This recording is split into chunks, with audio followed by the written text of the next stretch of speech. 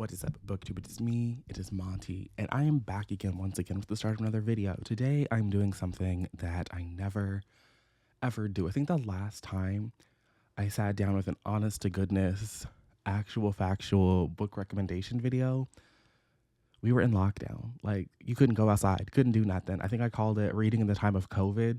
I thought I was really clever with that title. And I really just sat down and I ran through just about like every book I ever had on my Goodreads for any kind of reader. Maybe I'll leave that linked in the cards. I don't know if I stand by that video anymore because I don't even know what I was saying in that video, but I'm pretty sure that was the last time I sat down with an honest to goodness recommendation video. I feel like December is a good time to do this because 2024 is right around the corner. I'm already starting to see, the 12 books by 12 friends, the 24 and 24 I haven't seen yet, but I know I'm going to. And so I feel like these are my suggestions. If you are like me and you are the person who is really not going to find 12 random people on the internet to give you a book, maybe one of these 12 I'm about to talk about will do. And if you are just looking for some inspiration, some of these are definitely well talked about books. I'm not saying that I'm going out here and like plucking obscurity. I'm not an obscure reader like that, but I feel like I have a nice mix of things. So we're gonna get into it. So for the past year or so, I've been reading some books, as one does when you make bookish content on the internet. And there have been a couple of books that I feel like are really in conversation with each other because they're tackling a very similar premise, but just from slightly different angles. And I feel like the slightly different angle aspect would help it work for certain readers. And I say this because the first two books we're going to talk about, one of them I gave 5 out of 5 stars to, and the other, the other one, I was not a fan. So first up, I want to recommend, if you wanted to read Crossroads by Jonathan Franzen, go for it. This is a period piece. I want to say it's set in like the 50s, maybe the 60s. It's not nebulous. It's very defined, but I read it like a year and a half ago, maybe at this point. So for me, it's nebulous, but it's a period piece. It's set not in the present. It's historical fiction about this lovely pastor man and his messy, messy family. And you would think that his messy, messy family would pull me in, but honest to goodness, I did not care. We had a pastor man, the father of the family, who wanted to cheat on his wife. You had the wife of this family who was not really... I'm trying not to get these books mixed up because when I tell you about the other book, I'm going to recommend alongside Crossroads. You'll understand why. So we had him. There was a daughter of this family who had been given a pretty sizable inheritance from one of her aunts, and the family was kind of pressuring her to like not use it the way that she wanted to use it, but use it the way that they wanted her to use it. We had an older brother who was trying to get out of going to Vietnam. So I guess it couldn't have been in the 50s. We're in Vietnam. I guess that firmly puts it in the 60s, doesn't it? Although I think we were in Vietnam then. I don't know if we were drafting people. I can just read the book. I mean, don't read the book because I didn't like it, but maybe you'll like it if this sounds interesting to you. So we're seeing this family and the kind of messed up path that this all leads them down over the course of, 3 or 4 years, maybe. And then it flashes forward because Crossroads is supposed to be Jonathan Franzen's start to this great American trilogy because he's going to give us, the next great American novel. I was pretty poured to tears by it. If you really want my in-depth thoughts and opinions, I did this as a Patreon vlog last August. So if you pay your little $3, you can go over there. It's a collection. It's really easy to find. Everything's tagged. Everything's in a collection. Everything's in a playlist. You can go watch my real in-depth thoughts. Then this year, I want to say it was in March because that's when I was driving down to see Gabrielle Zevin. I read the whole We're In. And this is set in the early 2000s, like 2000 to 20... I would say like 2010, maybe at the latest, because this is also following a man in the marriage. I think this is set in Texas. I don't remember where Crossroads was set, but it was also set, I know we eventually went to New Mexico, but I think they drove to New Mexico to visit this reservation, and like there was some damage done to some of the people, some of the reservation farming equipment. But I don't remember where. It might have been in the Northeast. I feel like there was snow at some point, so I don't think it was also set in the South. But this book, The Whole We're In, is set in Texas, and we're following the man who is at a religious college. He is trying to be a pastor man himself, and we follow him, and we follow his wife, who is racking up debt. She is just racking up debt, and this is kind of you think you're going to read about this religious man and his wife who's racking up all this debt, but then in the second half of the book, this book is not quite as long. Crossroads, I want to say, is almost 500 pages. It's pretty chunky. The Whole We're In is significantly shorter. I want to say around 300 pages, but don't quote me on that. So we set up with this religious man and his wife racking up all this debt.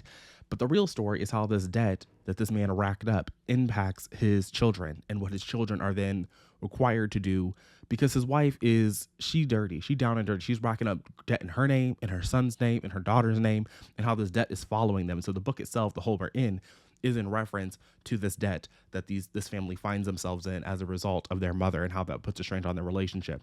And I feel like these books, for being written in like vastly this The Whole We're In was written before Crossroads, and after I read The Whole We're In, I was just utterly convinced. It doesn't sound like it from what I just told you. It doesn't sound like it, but I promise you, if you read these books and you read them in close succession, there is no way that Jonathan Franzen has not read The Whole We're In. I just refuse to believe it.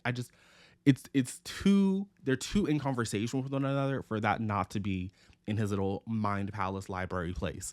So those are the first two books that I would recommend. I feel like they're really excellent in conjunction with one another. They're one of the more similar books that I have on my list. The next two, I feel like the first book I'm going to talk about has been pretty popular because it's been popping up in the Goodreads Choice Awards, and that is Mame by Jessica George. This was also, I want to say, a Read with Jenna pick, or a Good Morning America, one of the book clubs, and I think even Book of the Month had this as their selection. So it's really no surprise that it was all over the Goodreads Choice Awards. But this, I want to say, is set in London. Don't quote me. And I want to say that our character is a British Ghanaian. There was a period at the beginning of the year where I felt like every black character I was reading was Ghanaian, and it was kind of taking me out. Like at first, it was like the Nigerians had their rise, and now the Ghanaians are getting in, and it's just like everywhere I turn is a Ghanaian character. But here we're following her as she's working in an industry. I want to say she's working in publishing, but that also feels wrong. It might be in like the theater. It's some kind of creative endeavor, but she's finding herself facing these microaggressions at work, and she is taking care of her father. And her mother is absent because her mother is always in Ghana and not really helping her take care of her father. So we're seeing her navigate life in this society, trying to deal with these microaggressions, trying to make space for herself, trying to, make changes and not lead the life that she's living, as she's, not super happy with her current position in life. So we get to see it's kind of, there are romantic elements, there are some contemporary elements. Overall, I thought it was a pretty fine novel by the end of it. I think I went into that book with different expectations than what I got out of it. I'm pretty sure I read this in March I think this might have been like a Women's History Month book selection that I was reading. I don't think it was one of my February picks. And I don't think I vlogged it anywhere, but I read it. It was a good time. Much fun was had. Then I also read Homebodies by Tim B. Denton Hurst. And this book, Homebodies, in some ways, I feel is the better version of Mame. Again, like these are also, I feel like, more similar and more in conversation with one another, like similar to like two sides of the same coin situation. Where in Homebodies by Timmy Denton Hurst, we're following a Black American girl as she is also feeling microaggressions in the workplace, but she decides that she's going to do something a little bit more drastic about it than the girl in Mame. The girl in Mame is giving wallflower energy. Okay, she is very much, life is happening to her. She's not experiencing life, and that is one of the things she is trying to change. The girl in Homebodies she's been in this long-term relationship. She is also facing microaggressions in the workplace, and one day I think she gets fired. She gets fired, and so as a result of her firing, she decides to take it upon herself to go back home and kind of figure out what she is going to be doing now that she is unemployed. I think she's also, in this book, waffling between like wanting to expose what was happening in the workplace, writing this like massive thing. And that thing is kind of teased throughout the novel, but we don't really get to see what this sort of like diatribe of like railing against the industry she was in until like the last part of the book. And even then, it's only a glimpse. It's not really, I think the synopsis makes you think that you're really going to experience like this really big thing. But again, similar to Mame, it is this woman navigating her life, choosing what she actually wants to get out of life, and making her life something that she is happier to be a participant in than experiencing. And so I think that, again, like these are two books that are very similar to one another. And I feel just because Mame has been all over the Goodreads Choice Awards, everyone's been reading it, but Timmy Denton Hurst wrote I think she wrote a better book, but like, again, it's not that Mame is bad. I just think that it also deserves recognition. And I think that if you've already read and enjoyed Mame, then you might enjoy Homebodies. And I think even if you just were whatever with Mame, you might also enjoy Homebodies And also just get the UK cover, because the UK cover is better than the American cover. It's just, the American cover isn't bad. It's just boring. Like, nobody wants it on their bookshelf. The next two books I have to talk about are different. They're definitely different. So the first one I'll talk about is Back Channel by Stephen L. Carter. I read this in a reading vlog, first for the patrons, but I did repurpose it. So my Stephen L. Carter video is available for public consumption. I'll leave that linked in the cards. Back Channel is a historical fiction piece. It's set in the 60s at the height of the Cold War. Is it the 60s? I want to say it's the 60s. We're set in the height of the Cold War. It is, because it's the Cuban Missile Crisis. So we're set in the height of the right before the Cuban Missile Crisis, and we are following this black girl. I want to say she's going to Cornell. I don't think it's Columbia. I want to say it's Cornell, because I think we're in upstate, and isn't Cornell in like Ithaca? Anyway, that's not the point. We're following this black girl, and she is recruited by the American government to kind of help assuage the series of events, like maybe lead to nuclear annihilation on the eastern seaboard. You hate to see it. So we see her going across, going to Europe, doing submission work, living life, doing things, trying to get to the bottom of it. It's giving very much espionage with the black girl. And Stephen L. Carter was a delight to read. I found him this year. He's my new favorite Dr. Professor. I think that he is writing books. Like, they've been recognized. This man has written New York Times bestsellers. I'm not saying that he is an undiscovered gem, but on BookTube, I didn't see nobody read him. Didn't see him. No one else was reading him in February. Nobody's reading him during Black Halloween. I feel like y'all need to read this man. Okay, he is being slept on again by the BookTube audience, by our generation. A little bit too hard for me. Okay, he's written a number of books that are really great, particularly if you have already read and enjoyed Stacey Abrams's Rogue Justice, or just that entire series in general, where we have that woman, I forget her name. Is it Avery Keene? I want to say it's Avery Keene, where Avery Keene is like, again, low-key doing espionage, low-key, working alongside and against the American government in order to thwart things that are happening. I think I put Rogue Justice on the list, but obviously Rogue Justice is a sequel, so you have to read While Justice Sleeps first. But Rogue Justice is a story where there are outside factors. There is a multinational corporation that is trying to like sway the Supreme Court situation, and it's also very good. Like, read Rogue Justice, read While Justice Sleeps. But just seeing like these two black girls, I think they could be besties. I think they could. Also, Back Channel is based in part on a real espionage person, like a real person who did actually work for the government, which, I didn't know about no black spies, so I don't care if there's some embellishment happening. When you read the book, there's clearly some embellishing that is happening in this book, but still, even if there's like a kernel of truth in that, it's just excellent. And also, Stephen L. Carter has not written a bad book that I've read. I mean, he's written some books that I don't love as much, but all of his books are good. So even if you don't like this one, there is a Stephen L. Carter for you. There's something there. The man is great. He's writing really quality historical fiction, and I think there's a couple left that I haven't read, and I'll be rectifying that next year in general for sure. The next two books I feel they're for wildly, I think when I put them up next to each other, they're going to feel like I'm crazy, but I promise you I'm not crazy. So everybody has already read The Martian by Andy Weir. I love it. You love it. It's great. I think it's the best thing that Andy Weir has written, but I just feel like if you like a survival story against all odds in this crazy place, then I need you to read Drowning by TJ Newman. Now, this also doesn't really feel like a fringe pick, because this was recently, the movie rights were acquired. It's been, getting snippets out in like Entertainment Weekly and like big buzzy news publications, on the New York Times bestseller list. Like, TJ Newman is in no need of anybody telling you to go read their books. Like, they're doing fine. They don't need me out here.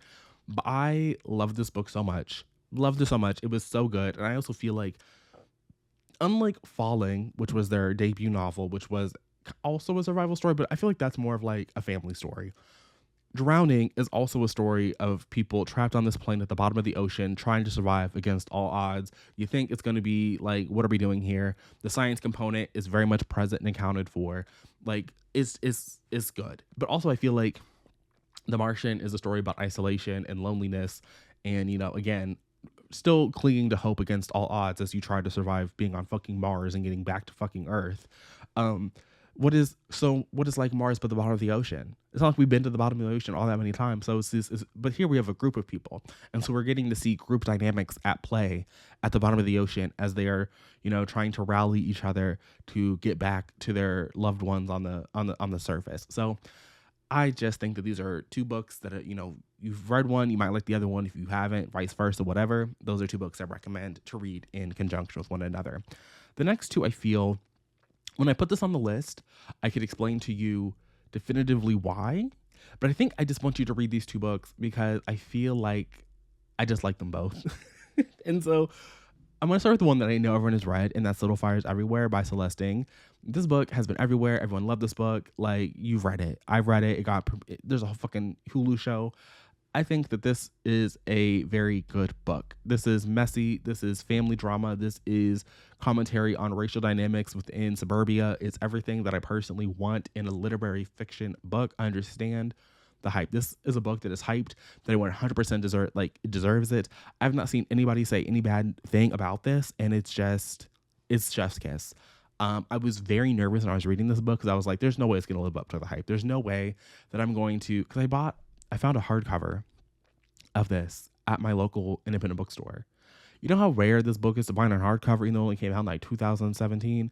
Can't find it, but I found it. It was a hardcover, and I paid exorbitantly too much for that book. It was like $40 because it's also signed. Don't care about it being signed. I just wanted it in hardcover.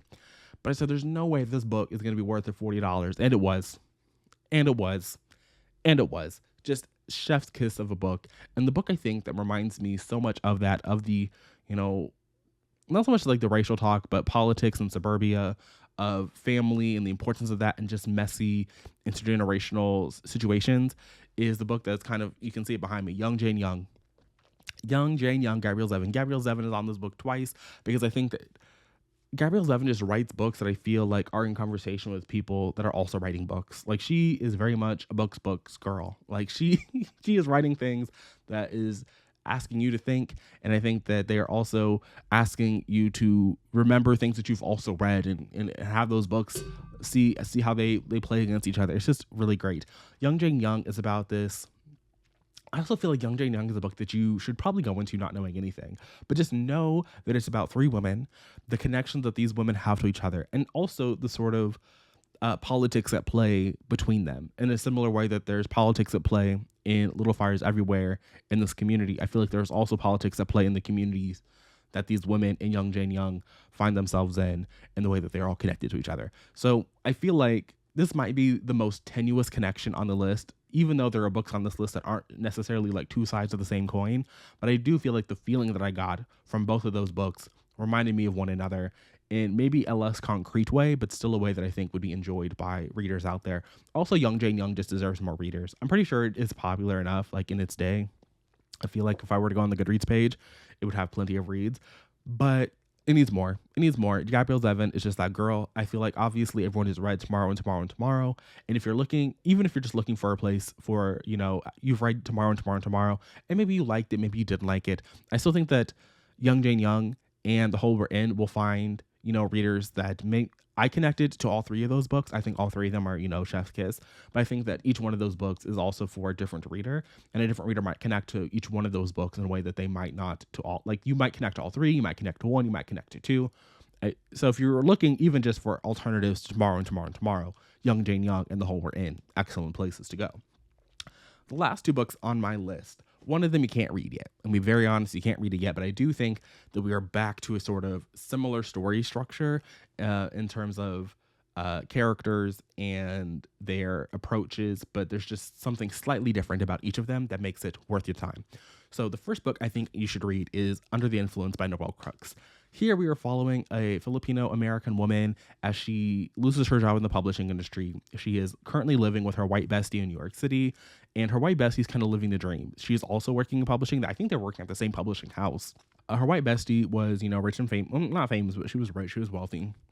And the white bestie has a long-term boyfriend, soon to be, very clearly going to be a fiance, very clearly going to be her husband. But our main character finds herself jobless, living with her bestie, unable really in the long run to be able to afford paying her rent. And so at the beginning of the book, she on a whim and at the, suggestion of her bestie, applies to be the personal assistant to this kind of mega influencer lady. And unbeknownst to her, that means she's going to have to leave New York City and go live in Nashville, Tennessee. And so the story there is her being an assistant to this mega influencer, the massive crops of red flags that show themselves at every fucking turn, because nothing in this book is like, girl, you have to be drinking the dumb bitch juice. You just got to be reading the dumb bitch juice. And we get to see the connection that our main character has to her boss and the sort of toxic relationship dynamics that play at there. If you've watched, I was going to say don't read The Devil Wears Prada, but I feel like if you've watched The Devil Wears Prada, then I feel like you will see, like, this is one of the better, I don't want to say adaptations, but takes on The Devil Wears Prada that I've seen, because our boss is actually present. And we're actually, Miranda Priestley was like not, the best person to work for, but we're seeing the influencer in this book, the person who is in charge of, I want to say she's like influencer, yes, but also like a Rachel Hollis type figure where she does inspirational talks. There are products that people can buy. Like, it's not just, I don't know, like Psy on the fucking Real Housewives of New York. Not to diminish Psy, but that was shady. Anyway, but we're seeing, this woman running her business, and we're seeing the relationship she has with her two assistants and the company overall, and the weird work culture.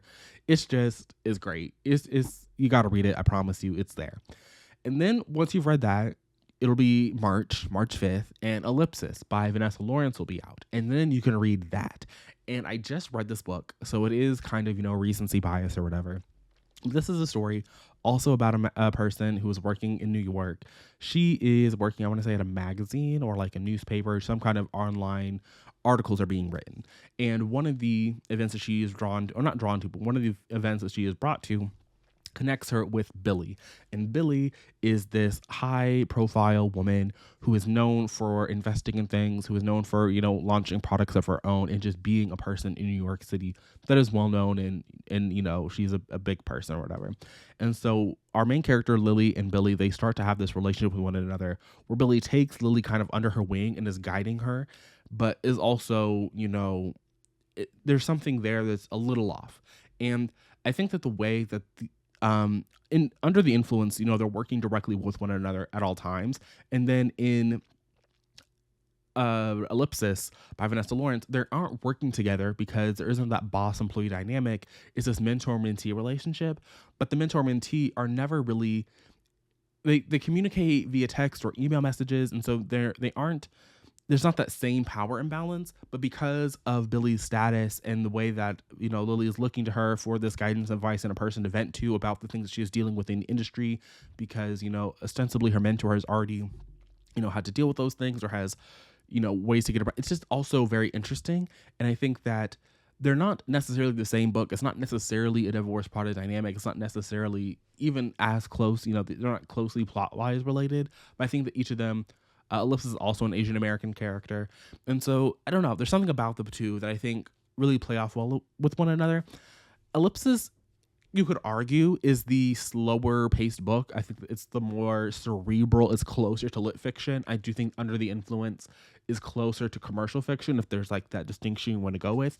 But both of them, I think, are still excellent. I think that even though you have to wait a little bit to read Ellipsis, it should be a release that you are looking, should keep tabs on and check out. So those are 12 books that I think you should read at some point, either together or separately. If you liked one, if you didn't like the other, it's not quite a this or that, but that kind of a thing. But yeah, that's all I got for you. Let me know down below if you've already read any of those things. And if you have, are you going to pick up the other book in the pair that I suggested alongside it? So I'll see you guys again tomorrow. But until then, and until next time, bye.